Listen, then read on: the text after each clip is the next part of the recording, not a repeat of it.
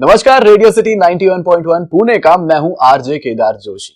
और आजकल जो कुछ हमारा चल रहा है ना लाइफ में, वो सिर्फ एक ही बात के लिए चल रहा है, वो है हमारा पापी पेट।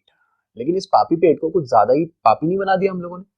मैं ऐसा क्यों कह रहा हूं, इस विषय पर बात करने के लिए मेरे साथ हैं doctor Vijay Ramanand, MD medicine, उसी के साथ DM haemat, senior consultant clinical haematologist, director clinical haematology, bone marrow and stem cell transplant. Sir, radio city के स्टूडियो में आपका स्वागत है। नमस्कार। नमस्कार। नमस्कार। सर, जैसे मैंने कहा कि पापी पेट का सवाल है, सब लोग पापी पेट के लिए बहुत कुछ करते हैं, लेकिन पापी पेट कुछ ज्यादा ही पापी होता जा रहा है। बिल्कुल, हम लोग जीवन को कम समय दे रहे हैं और खाने को ज़्यादा दे रहे हैं जी। तो मराठी में हम जेवण बोलते हैं। तो जेवण हमें प्रिय हो गया और जीवन नहीं हो रहा। तो अभी समय आ गया कि हम अपने लाइफ से, अपने जीवन से ज़्यादा प्रेम करें और खाने को अपनी जगह दिखा दें। अच्छा सर, ऐसा क्यों कह रहे हैं? क्या रीज़न है सर इसके पीछे?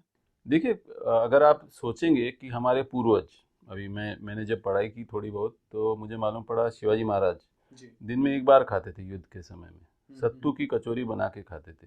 आज मैं अगर किसी महाराष्ट्र में किसी को जाके बोलूँ, सत्तू को यहाँ सातू बोलते हैं, पूछूं तो 90% लोगों को मालूम ही नहीं है सत्तू क्या है। और जो उत्तर भारत में जिनके पास सत्तू है, उनको उसकी वैल्यू नहीं मालूम है। तो सत्तू की कचौरी अगर वो दिन में एक बार खाकर युद्ध लड़ रहे थे, 11.5-12 किलो की तलवार हिला रहे थे, हम लोग क्या हिला रहे हैं इतना सब खाना खाकर। ट्रू। तो सर, आपके हिसाब से क्या खाना चाहिए? व्हाट टू ईट?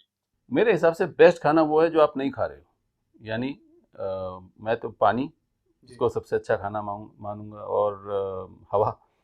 तो आप लोग अगर कम से कम खाएं तो ज़्यादा दिन रहेंगे। मैंने आपसे पहले चर्चा करते हुए बोला, जैसे जहाँ मेरी एनजीओ काम कर रही थी, तो मैंने वहाँ पे एक चीज़ देखी कि जो 70-80 साल या 100 साल पहले जो जिनका जन्म हुआ, उस समय उनके पास बहुत सारी आर्थिक प्रॉब्लम थे, तो इसलिए वो कम खाते थे। तो दिन में 2 बार ही खाते थे, जब क्योंकि इलेक्ट्रिसिटी नहीं थी। तो 10.5 और 5.5, और वो लोग 100, 110, 113 साल तक जिंदा रहे। और उनके लड़के जिनके पास सब कुछ आया, नौकरी आ गई, पैसा आया, दूध आया, सब आया, वो लोग 55-60 में हार्ट अटैक होके सब, diabetes, blood pressure, heart attack, सब चीज़ लेकर चले गए। आप देख रहे हैं कैंसर भी बढ़ते जा रहा है, किसी के पास कारण नहीं। हम कीटनाशक को दोष दे रहे हैं, उसके साथ साथ हम जो ज़्यादा एक्स्ट्रा खाना खा रहे हैं, जो हमें आराम से मिल जाता है, यहाँ पे वड़ा पाव मिलता है, उसे खाकर हमें इंस्टेंट ग्रेटिफिकेशन मिल जाती है, तो उस चीज़ों से शायद हमारी ज़िंदगी का सब बंटा बोल हो रहा है। तो सर, कब खाना चाहिए? हम लोग तो 3 टाइम खाने का बोलते हैं, 3 टाइम खाना चाहिए, सुबह, दोपहर, शाम। फिर भी कुछ लोग ज्यादा टाइम भी खा लेते हैं, तो कब कब खाना चाहिए? देखिए, मराठी में एक कहावत है, जो एक बार खाए उसको योगी बोलते हैं, 2 बार खाए तो उसको भोगी बोलते हैं, 3 बार खाए तो उसको रोगी बोलते हैं। तो हमारे जो यंग जनरेशन है, वो 5 बार 6 बार खा लेती है। मैं आपको एक बात बताना चाहता हूँ, जितने लोगों को मैं पूछता हूँ कितने बार खाते हो, बोलते 2 बार। बोला अच्छा, शुरुआत कब करते हो? सुबह नाश्ते के साथ। अच्छा, फिर दोपहर में क्या खाते हो? कुछ खाते हैं, रात को खाते हैं, बीच में एक एप्पल खा लेते हैं। तो मैं उनको बोलता हूँ, आपने डिस्काउंट क्यों दे दिया? आप सुबह के जो खाने को उसको माइनस कर दिया आपके माइंड से, पर शरीर को तो दे दिया। तो मेरे हिसाब से खाना हो तो 2 बार खाना चाहिए आइडियली। अब बहुत सारे लोग दीक्षित डाइट और इंटरमिटेंट फास्टिंग बोलते हैं, इसको टाइम रिस्ट्रिक्टेड ईटिंग बोलते हैं। इस विषय पे जो तज्ञ हैं, वो कैलिफोर्निया में एक डॉक्टर हैं, सच्चिदानंद पांडा करके, इंडियन है, काफ़ी बड़ा काम किया उन्होंने। तो उससे उन्होंने ये बताया कि सुबह के समय अगर आप खाओ, यानी ब्रेकफास्ट कर लो, लंच कर लो, उसके बाद कुछ मत खाओ, सबसे बेस्ट है। पर मैं नहीं कर सकता, तो मेरे दोस्त आते हैं रात को, तो मैं दोपहर का खाना खाता हूँ और शाम का खाना खाता हूँ। तो दोपहर का मैं 1:30 बजे और शाम को 6:30 बजे। इससे मेरी ज़िंदगी में काफ़ी परिवर्तन आ गया, मेरी विचारधारा अच्छी हो गई, मेरी वर्क एफिशिएंसी बढ़ गई, ज़्यादा काम करने लगा हूँ। सुपर। और सर, जैसे मैंने आपसे पूछा कि कहाँ खाना चाहिए, क्या ये भी सवाल है? बिल्कुल, हम लोग अभी, हमारे बच्चे लोग मोबाइल देखकर खाते हैं। आप देखिए, ये जो कोविड के बाद ना, बहुत सारे बच्चों को ऑटिज्म नाम की बीमारी का लेबल लग गया। अभी अगर उनके जीवन से अगर मोबाइल निकाल दें, सब लोगों को, सब श्रोताओं को ये समझना चाहिए कि जो मोबाइल होता है ना, वो नीला लाइट होता है, वाइट नहीं होता। ब्लू लाइट, इसको आप गूगल कर लीजिए, ब्लू लाइट पोल्यूशन बोलते हैं। उस ब्लू लाइट से अपना ब्रेन ना स्टिमुलेट हो जाता है, पढ़ने के लिए अच्छा होता है वो, पर बाकी का आपको सोना है तो ब्लू लाइट लेकर अगर आपने देख ली तो आपको नींद नहीं आएगी। तो इसलिए इंपॉर्टेंट बात यह है कि बच्चों को भी आप ब्लू लाइट एक्सपोज मत करिए। तो बच्चों को मोबाइल दिखा के खाना मत खिलाइए, उसको बिठाइए टेबल पे। आपके घर में सब चर्चाएं, सब झगड़े, सब का निवारण आप अपने डिनर के टेबल पे करें, उससे ज़्यादा अच्छा होगा। और अच्छा फ़ायदा ये होगा कि आप धीरे धीरे खाएंगे, चर्चा करते हुए खाएंगे और कम खाएंगे, क्योंकि आपको मालूम रहेगा कि दूसरों के लिए कितना रह गया है। तो ये बहुत महत्वपूर्ण बात है जी सर। और एक सवाल है कि क्यों खाना चाहिए? अब हमको एनर्जी मिलती है इसीलिए खाना चाहिए, क्या इसका भी कुछ और जवाब है? क्यों खाना चाहिए? बिल्कुल, गाड़ी में आप पेट्रोल कब डालते हो? जब पेट्रोल खत्म हो जाता है। तो मैं मेरे काफ़ी लोगों को बोलता हूँ कि मैं इतना पतला दिखता हूँ, पर मेरे शरीर में करीबन, आज सुबह मैंने देखा तो 21% फैट था। तो उसमें से एसेंशियल फैट करीबन 11% से 12% तो रह गया, 9-10% नॉन एसेंशियल फैट। मेरा वजन है 66 किलोस, 10% ऑफ 66 इज 6 किलोस एक्स्ट्रा फैट है मेरे पास। अभी आपको उसका उदाहरण बताता हूँ। 6 किलोज यानी फैट है, वो 6000 ग्राम है। 1 ग्राम में 10 कैलोरी का एनर्जी होता है, तो मेरे पास 60,000 कैलोरीज है। तो मेरा BMR, बेसल मेटाबॉलिक रेट, हर दिन मेरी इंजन चलने के लिए मुझे चाहिए 1500 कैलोरी, और मेरे पास 60,000 है। तो आप दिया कितने हुए? 40 दिन। आपने काफ़ी बार सुना होगा, जैन जैन मुनि काफ़ी बार 40 दिन 60 दिन फास्टिंग करते हैं। वो कैसे कर लेते हैं? वो क्यों नहीं उनके जीवन को धोखा होता है? क्योंकि आपके शरीर में इतना जमा है। मेरे शरीर में इतना पतला दिखता हूँ तो भी मेरे शरीर में 40 दिन की एनर्जी भरी हुई है। मुझे आप ऐसी गाड़ी एक बताओ जिसमें पेट्रोल भरा हुआ है 40 दिन का, फिर भी आप पेट्रोल भर रहे हो। वो है ह्यूमन शरीर। हम उसे भरते जा रहे हैं, उसके कारण हमें diabetes, blood pressure, heart attack, cancer, भगवान जाने और कितनी बीमारियां हो रही हैं। जी सर, जो सुन रहे हैं वो बहुत नया लग रहा है एक्चुअली, क्योंकि डरावना लग रहा है, डरावना भी लग रहा है। और कंट्रोल अपने हाथ में है। जी, ये बात तो सही है। लेकिन सर, हाउ टू ईट, ये भी एक सवाल है। How to eat? बिल्कुल, अगर आपने डिसाइड किया मैं 2 बार ही खाने वाला हूँ या खाने वाली हूँ, तो आपको कम प्रोसेस्ड फूड खाना है। यानी ब्राज़ील में एक नोवा नाम की क्लासिफिकेशन है, अनफॉर्चुनेटली किसी और कंट्री ने अप्लाई नहीं की। Number of steps to make a single product. अगर आपके पास कुछ खाना आता है, सैलड आता है, उसको बनाने क्या, खेत में होगा, उसको काट दिया, ज़्यादा से ज़्यादा एक स्टेप हुआ। कुछ पकाने में कुछ लगाया नहीं, तेल नहीं लगा, तला नहीं, कुछ नहीं, तो that one step. So that's the best food to have. So मैं हर समय बोलता हूँ कि आपको जब पहली बार भूख लगती है तो पानी पीजिए पहले। मेजॉरिटी टाइम आप अपने थर्स्ट को हंगर में कन्वर्ट कर लेते हो और वो खाना खाने लगते हो। तो मैंने आपको पहले ही बोला, आपकी इंजन ऑयल कम था तो आपने पेट्रोल भर लिया, तो उससे क्या हो जाएगा, फिर आपके शरीर में उतनी ज़्यादा कैलोरी बढ़ती जाएगी। मैंने जैसे कैलकुलेट करके, मेरे शरीर में 40 दिन है और खाऊंगा तो क्या होगा, 41, 42, 43, उसके बाद बीमारियाँ। तो पहले मैं बोलता हूँ पानी, उसके बाद सैलड्स, ताकि वो एक लेयर बना दे, ताकि आप जो कैलोरी खा रहे हो वो शरीर को ना लगे अननेसरी। उसके बाद आप प्रोटीन खाएं, और उसके बाद सब्जी का करें सेवन, और उसके बाद आप, हम लोग ज्वारी या बाजरा या रागी की रोटी बोलते हैं, वो खाएं।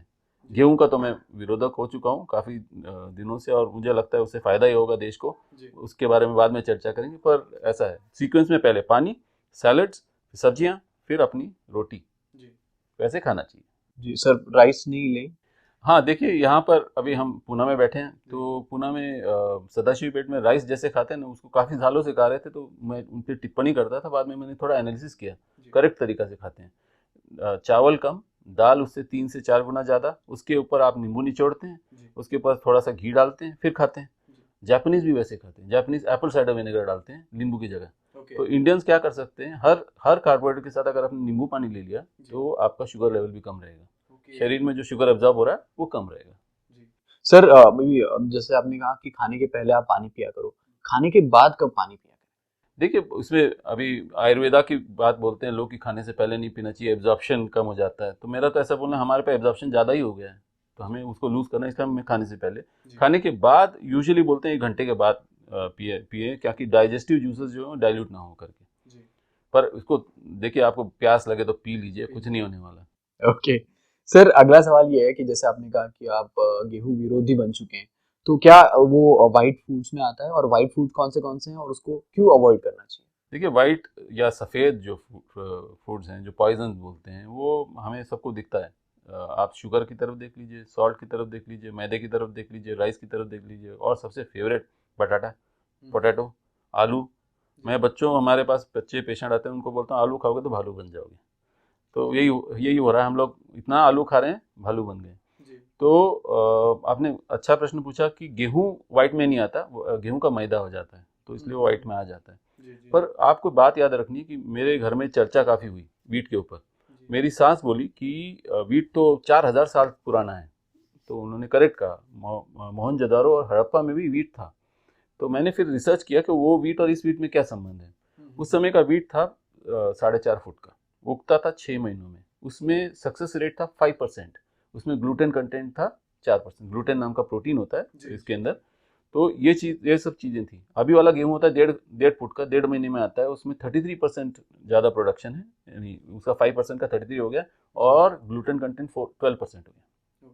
तो ग्लूटेन वहाँ 4 से 12 हो गया, प्रोडक्शन नियरली 6 टाइम्स बढ़ गया, ड्यूरेशन नियरली 1/3 हो गया। तो हम लोग ज़्यादा तैयार कर रहे हैं। तो ये वीट दिखने में वैसा है, पर ये ज़्यादा ही इम्यूनोजेनिक है, ज़्यादा ही एंटीजेनिक है, इसके कारण से ज़्यादा प्रॉब्लम हो रही है। मेरे पास बहुत सारे पेशेंट आते हैं जिनको ना कोई बीमारी नहीं, ना एलर्जी नहीं, पर उनका गेहूं निकाल दीजिए, बीमारियां कम हो जाती है, हीमोग्लोबिन बढ़ जाता है, प्लेटलेट बढ़ जाता है, सब हो जाता है। तो गेहूं में चपाती, ब्रेड, पाव और बिस्किट भी, हमें सब कुछ पसंद है। सब ये आपको निकाल दो तो आपकी ज़िंदगी आपको पसंद आएगी। जी, हम लोग जब भी कहीं ग्रोसरी लेने जाते हैं तो हम लोग बिस्किट्स भी देखते हैं, अरे व्हीट लिखा हुआ है चलो ले लेते हैं, ब्रेड पे भी व्हीट लिखा हुआ है चलो ले लेते हैं। ब्रेड के लेबल में वीट रहता है, अगर आप उसके कंटेंट में देखोगे तो मैदा होता है। बहुत सारे आपको बेकर्स बता देंगे कि वो कैसे बनाते हैं ब्राउन ब्रेड। ब्राउन ब्रेड में वो बेसिकली शुगर को गर्म करते हैं, कैरामलाइज कर देते हैं, काला हो जाता है, उसको ऐड कर देते हैं, मैदा ही होता है। तो हर समय अगर आप व्हीट ब्रेड ले रहे हैं तो उसमें कंटेंट देखिए, नाम नहीं, कंटेंट में अगर मैदा लिखा है तो उसको वहीं पर रख दीजिए। एक दुकानदार के पास मैं जाता हूँ तो उसको मैंने पूछा इसमें से कौन सा अच्छा है, तो उसने बोला आप IT इंजीनियर नहीं हो ना, मैंने बोला नहीं हूँ। तो उसने बोला व्हाइट वाला ही अच्छा है, वो उसने बोला एक स्टेप एक्स्ट्रा है। उस दुकानदार को मालूम था कि एक स्टेप एक्स्ट्रा। मैंने आपको क्या बोला, जितने कम स्टेप उतना अच्छा है।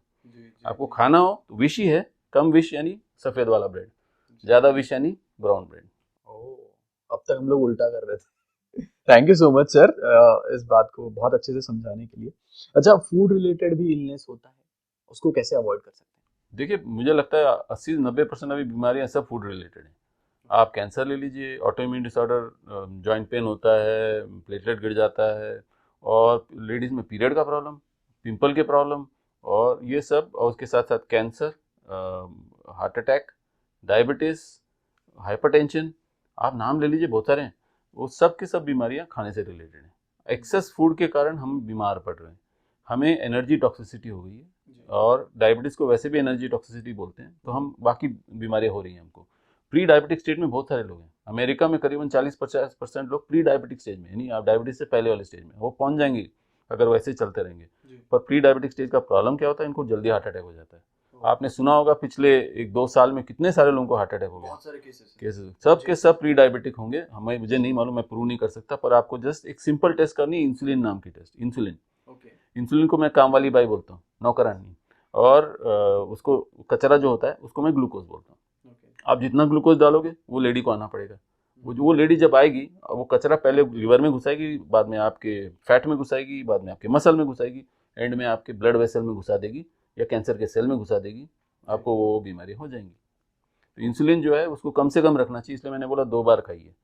अगर आप स्ट्रांग हैं तो 1 बार खाइए, पर मैं स्ट्रांग इतना नहीं हूँ, तो इसलिए 2 बार खाता हूँ।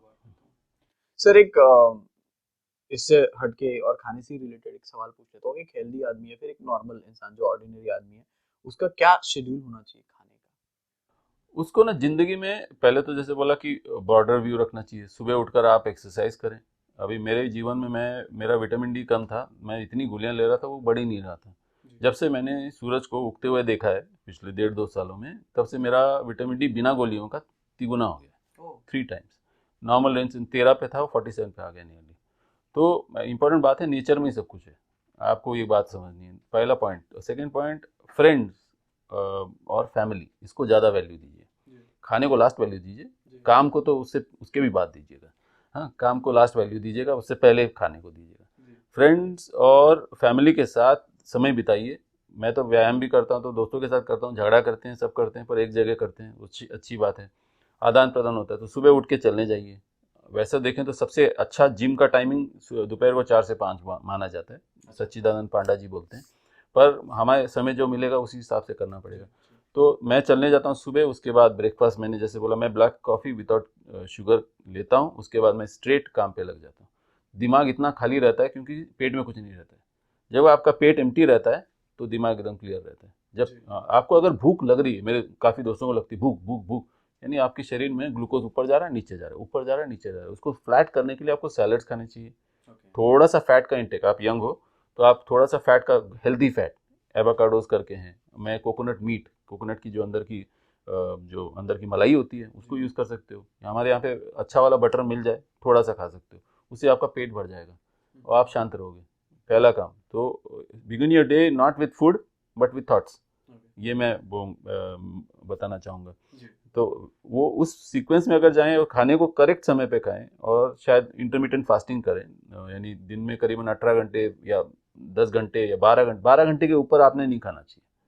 दिन में अगर आपने 8 बजे सुबह खाया तो 8 बजे खत्म करना चाहिए, आप यंग हो तो। जैसे जैसे मेरी उम्र पे आओगे तो वैसे वैसे वो विंडो कम करना है। जैसे आप 60 पे आ गए तो आपको शायद 4-5 घंटे में खत्म कर देना चाहिए। सर डायबिटीज के बारे में आपने 2-3 बार कहा, सो डायबिटीज के टाइप्स बहुत अलग अलग होते हैं। सो मैं डायबिटीज 3 के बारे में जानना चाहूंगा, क्योंकि इस पे कुछ लोग ज्यादा लोग बोलते नहीं है। करेक्ट। तो पहला टाइप 1 डायबिटीज़ बोलते हैं जो वसीम अकरम जी को था, जिसमें वो इंसुलिन लेते थे और क्रिकेट खेलते थे। सेकेंड वाला है टाइप 2 डायबिटीज़, जो इंडिया में मेरे हिसाब से 6-7 करोड़ लोगों को है, जिसमें गोलियां लेते हैं, शुगर को कंट्रोल करते हैं, बोलते हैं मेरा शुगर डायबिटीज़ कंट्रोल में है।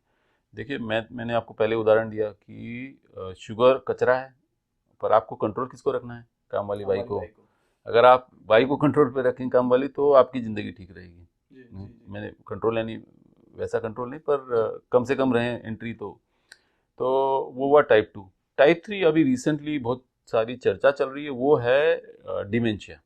डिमेंशिया यानी जिसमें लोग भूल जाते हैं, बुढ़ापे में उनको याद नहीं रहता क्या चीज़ कहाँ रख दी, तो उसको डिमेंशिया बोलते हैं। तो अभी नई बीमारी जो है वो टाइप 3 डायबिटीज़ यानी डिमेंशिया है। तो इसका अर्थ ऐसा है कि डिमेंशिया का भी सब कारण जो है वो इंसुलिन ही रहेगा। इंसुलिन है तो मुझे ऐसा लगता है टाइप 4 टाइप 5 अगले 10 सालों में आ जाएंगे, जिसमें कैंसर भी शायद टाइप 5 आ जाए। ऑटो इम्यून डिसऑर्डर्स, जिसमें जॉइंट पेन होता है, मल्टीपल स्क्लेरोसिस नाम की बीमारी है, ये सब बीमारियां शायद रिलेटेड रहेंगी, और ये सब रिलेटेड रहेंगी एनर्जी। जी। सो डायबिटीज से बचना है तो ये सारी चीजें अगर हम लोग फॉलो करें तो बच सकते हैं। बिल्कुल, कम खाएंगे तो शरीर को मैनेज नहीं करना पड़ेगा इतना। जी जी जी। सर फ्रूट्स और मिल्क, इनको बहुत अच्छा माना जाता है, मतलब अब तक तो हम लोग पढ़ते आए हैं, लेकिन जब से मैंने आपसे बात किया है कुछ ना कुछ इसमें भी ट्विस्ट होगा। तो फ्रूट्स और मिल्क को लेकर आपके क्या ख्याल है? पहली बात यानी मिल्क को पकड़ते हैं तो माँ के दूध में केसीन नाम का प्रोटीन करीबन 2 मिलीग्राम 2 मिलीग्राम पर डेसीलीटर होता है। वो गाय के दूध में 22 के आसपास होता है, भैंस में उससे ज़्यादा। तो हम लोग बोलते हैं कि वो अच्छा दूध, अच्छी चीज़ है, अच्छी चीज़ है, पर वो 10 टाइम्स ज़्यादा प्रोटीन है। अगर नेचर को बनाना ही होता तो माँ के दूध में भी 20 दे देता, क्यों वो इतना कम रखता? तो हम लोग एज ए स्पीसीज अलग हैं as compared to a cow. पहला पॉइंट। सेकंड पॉइंट, यानी आपको तो मालूम ही है कि डेयरी इंडस्ट्री में क्या क्या चल रहा है। पानी तो छोड़ दीजिए, वो हार्मोन जो डाल रहे हैं वो आपको मालूम नहीं है। हमारे बहुत सारे दोस्त हैं वो A2 मिल्क के पीछे लगे हुए हैं। तब अभी मैं नहीं जानता, पर मैंने जस्ट गूगल किया कि बफेले का मिल्क क्या होता है। बफेले का मिल्क A2 होता है। तो आपको बोल दिया A2 मिल्क, आपको लगा गिर गाय की है, आपने सोचा वो कोरिलेशन से, मार्केटिंग से, पर आपको शायद भैंस का हो, मुझे नहीं मालूम, उसमें वो प्रोटीन और ज़्यादा है। अब ये केसिन नाम का प्रोटीन जो है, ये क्यों मैं उसके विरोधक हो गया? अराउंड 1968 में हैदराबाद में एक नेशनल इंस्टीट्यूट ऑफ न्यूट्रिशन है इंडियन गवर्नमेंट का। तो वहाँ पे एक बहुत सीनियर साइंटिस्ट ने एक प्रूव किया कि चूहों को, रैट्स को, उन्होंने शेंगदाना यानी ग्राउंडनट, पीनट, मूंगफली खिलाया, एक एक सेट ऑफ चूहों को। दूसरे चूहों को उन्होंने दूध और मूंगफली खिलाई। जिस चूहों को उन्होंने मूंगफली और दूध खिलाया, उनको कैंसर हुआ लिवर का, और जिसको सीधा मूंगफली दी उसको कुछ नहीं हुआ। ये उसके बाद उन्होंने रिसर्च बंद कर दिया 1968 में। तो 1980 के आसपास टी कॉलिन कैम्बल नाम के कॉर्नेल यूनिवर्सिटी के एक प्रोफेसर हैं, उनके दिमाग में आया, वो फिलीपाइंस में काम कर रहे थे, तो वहाँ पे भी वैसे दिखने लगा, जो रिच फैमिली थी उनमें बच्चों में कैंसर हो रहा था। तो उन्होंने फिर सोचा, फिर ये पेपर उन्हें मिला, फिर उन्होंने एक चाइना में बड़ी स्टडी की, उसका नाम है द चाइना स्टडी। आपको पढ़ना हो तो पुस्तक उपलब्ध है अमेजोन पे, आप ले सकते हैं। उसमें उन्होंने प्रूव किया जहाँ जहाँ मिल्क बढ़ता गया वहाँ वहाँ कैंसर बढ़ता गया। पर वो छोड़ दीजिए, पर मैंने अभी रिसेंटली जितने भी मेरे जान पहचान में हैं, मेरे पेशेंट के रिलेटिव्स हैं जो डायबिटिक हैं, उनको मैंने मिल्क बंद करने का, मेरे दोस्त हैं काफ़ी जो मिल्क बंद कर रहे हैं डायबिटीज़ वाले पेशेंट में, तो जैसे ही मिल्क और व्हीट और फ्रूट्स कम कर दिया, डायबिटीज़ रिवर्स हो गया। मैंने कुछ भी नहीं किया, दिन में 2 बार खाइए और ये 3 चीज़ें कम कर दीजिए। गेहूं की जगह पे आप दूसरी रोटियां इस्तेमाल करिए, ज्वार या बाजरा या सत्तू की रोटी या चीला जो भी है बना दीजिए। वो सब खाइए, आपकी डायबिटीज कम हो जाती है। मेडिसिन आपकी 50-60% तो 2 महीने में आ जाती है, कभी कभी तो बंद भी हो जाती है। तो यानी ये जो केसीन जो है प्रोटीन मिल्क में, मैं उसका विरोधक हूँ मिल्क से ज़्यादा। तो मैं मानता हूँ कि छाछ आप पी लें चल जाएगा, पर दही उसमें क्योंकि केसीन का परिमाण ज़्यादा होता है, और दूध उसको थोड़ा अवॉइड करें तो ज़्यादा ठीक रहेगा। अब रहा फलों की बात। अभी फल ऐसा है कि इंडस्ट्री हो गई है अभी फल। पहले पहले जब बनाना उगता था तो थोड़े थोड़े उगते थे, पर अभी तो देखिए ट्रक के ट्रक भरे हुए आते हैं। मैं लोगों को बोलता हूँ कि मैं मेरे खुद के मामा के घर पे जाता था और आम खाने के लिए मैं पत्थर से मारकर फिर आम को गिराता था फिर खाता था। आज आपको आम खाना है तो सीधा डजन में लेते हो आप। तो आप उस समय आपको इतना दौड़ धूप में जाकर एक आम मिलता था, यहाँ पर बैठे बैठे आपको 12-12 मिल जाते हैं, और टेस्टी तो रहेगा ही क्योंकि उसमें शुगर बढ़ गया। और शुगर आपका नंबर 1 दुश्मन है। उसके अंदर फ्रक्टोस नाम की चीज़ होती है। हमारे दोस्त हैं हमारे साथ चलते हैं सुबह, तो वो लोग ना ऑरेंज जूस पिया करते थे। तो मैंने बोला क्यों ऑरेंज जूस पी रहे हो? बोला हेल्दी होता है ना ऑरेंज जूस। मैंने बोला हाँ हेल्दी होता है, पर उसमें शुगर ही है और क्या है। आप ऑरेंज खा लो। मराठी में कहावत है, अगर आपके दांत हैं तो फल खाओ, दांत जब चले जाएंगे तो पी लेना जूस पी लेना। हाँ, तो इसलिए बताया क्योंकि फाइबर होता है, फ्रूट के अंदर फाइबर होता है, उसके साथ खाओगे तो शुगर इतना जल्दी रिलीज नहीं होगा। तो हमारे दोस्तों ने बंद कर दिया, वो दुकान वाले का वो भी बंद हो गया, अलग बात है। तो इम्पोर्टेंट बात ये है कि जो आपके दिमाग में बैठाया गया है ना कि ये हेल्दी हेल्दी, याद रखिए जो भी हेल्दी है उसको कम ही खाना चाहिए। पोर्शन कंट्रोल इज की। इतना भी टेस्टी याद खाना हो उसको कम ही खाएं। हमारी लड़की को हमने बचपन में बताया था कि जो जीभ के लिए अच्छा है शरीर के लिए अच्छा नहीं। ये आप लॉजिक लगा लीजिए, आपकी जीभ के लिए बहुत टेस्टी खाना बोला तो उससे दूर रहिए, वैसा है। और एक बात मैं ये खत्म होने से पहले बताना चाहूँगा, शहद, हनी। मैं महाबलेश्वर गया था तो स्टेट गवर्नमेंट की एक जगह पर मैंने खरीदा। उसने बोला ये तो ओरिजिनल है, घर पे ला के रख दिया। एक 2-4 महीने बाद देखा तो ओरिजिनल था ही नहीं। फिर मैंने थोड़ा रिसर्च किया कि इंडिया में काफ़ी हनी में HFCS, high fructose corn syrup नाम की चीज़ मिक्स की जाती है। आपकी कैलॉग्स में सब में यही है, आपके कोका कोला के उसमें हाई HFCS। आप जो भी उठाते हो उसमें देखो पहले एडेड शुगर। आप जो भी उठाते हो, हेल्दी फूड बोला उसमें एडेड शुगर तो उसको रख दो। हेल्दी फूड में एडेड शुगर नहीं होना चाहिए। हुआ तो 5% हुआ तो ठीक है, वो 20% हुआ तो आपके जीवन को ले जाएगा अलग डायरेक्शन में। तो हाई फ्रक्टोज कॉर्न सिरप से दूर रहिए। ये बना है कॉर्न की इंडस्ट्री से, अमेरिका में इतना सस्ता बना दिया है कि सबके सब इस्तेमाल कर रहे हैं। तो आप हनी को भी ज़्यादा इतना ऑनेस्टली समझिए मत। सबसे अच्छी चीज़ क्या है? पानी। Drink lot of water and you lead a long life. I know people think कि आई एम ट्राइंग टू उनके जीवन में से रस निकाल रहा हूँ। मैं तो बोल रहा हूँ जिंदगी में ज़्यादा चीज़ कर पाओगे तो रस ज़्यादा आएगा। सुपर। जिंदगी में जीने के तरीके बहुत लोग बताते हैं, खाने के तरीके बहुत कम बताते हैं। और sir thank you so much हमारे स्टूडियो में आने के लिए और खाने के बेहतरीन से तरीके जो हम लोग शायद जिसकी वजह से पापी पेट को और पापी बना रहे थे, उसको शायद हम लोग कम अभी पापी बनाना चालू करेंगे। Thank you so much sir for being with us and welcome sir. आप बहुत अच्छा लगा आपसे बात करके। It was a pleasure being here. Yes. तो आप भी हेल्दी लाइफ जिए, सर ने जैसे कहा वैसे आप अगर डाइट फॉलो करते हो तो लंबी लाइफ जियोगे। Thank you.